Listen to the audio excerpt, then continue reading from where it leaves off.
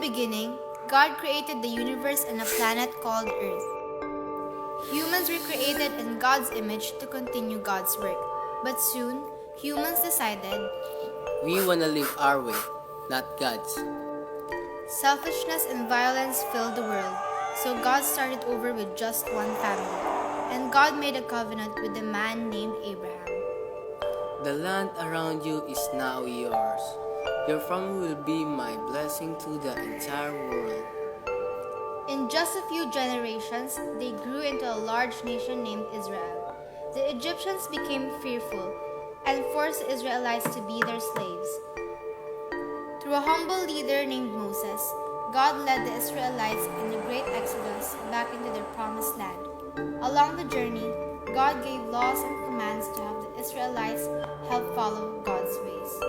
Finally, after 4 years of struggling and complaining in the desert, the Israelites arrived back home in the promised land. In victory, the people worshipped God. But soon after, they turned from God and lived their own rebellious ways. This became a pattern to generation to generation. Israel's greatest judge was Samuel.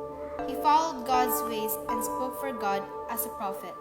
He told Israel that he was the only God they ever needed. But they decided to be like the corrupt nations surrounding them and insisted, We want a human king who we can see, to rule over us just like the other nations. So Samuel found a man named Saul to be Israel's first king. His reign began well, but before long, Saul stopped following God's ways and made many bad decisions. So Samuel to Saul, Because you have turned your back on God, God has rejected you as a king. Samuel searched for the next king, led to a courageous young shepherd boy named David.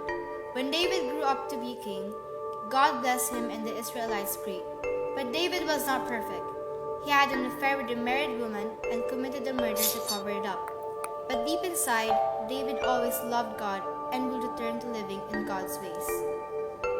Known as a poet warden, he wrote music to God and was called Psalms, heartfelt expressions of prayer, struggle, and thankfulness. After many years as a king, David gave the throne to his son, Solomon. God also told David, One day, one of your descendants will rule with the kingdom that will never end. Solomon succeeded David by becoming the richest king in Israel's history.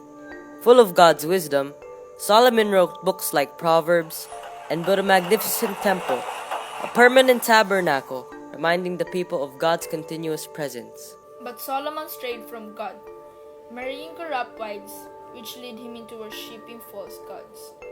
Civil war broke out, dividing the country into a northern kingdom called Israel and a southern kingdom called Judah. Soon, both of these kingdoms were led by corrupt kings who ignored God's ways. During this time, prophets were sent as messengers, calling the Israelites to return to God. They warned of the destructive consequences ahead. The prophet Elijah, a wild and rugged man, showed up false prophets by going on God to give an awesome display of fire. The prophet Elisha followed him, bringing a boy back to life by causing him to sneeze. These prophets challenged the Israelites and their kings to return to God's better ways, but the Israelites would not listen. Distracted in their own rebellion, other nations swept in and conquered both of the kingdoms of Israel and Judah. God's people were forced out of the promised land, and many were taken away to be slaves once again. The temple was destroyed and the people lost everything. This was a time called the exile, where many of the Israelites, now called Jews, were scattered across different lands. One prophet named Daniel was sent to a city named Babylon. The law demanded that everyone pray only to the king of Babylon, but Daniel refused and prayed to God 3 times a day.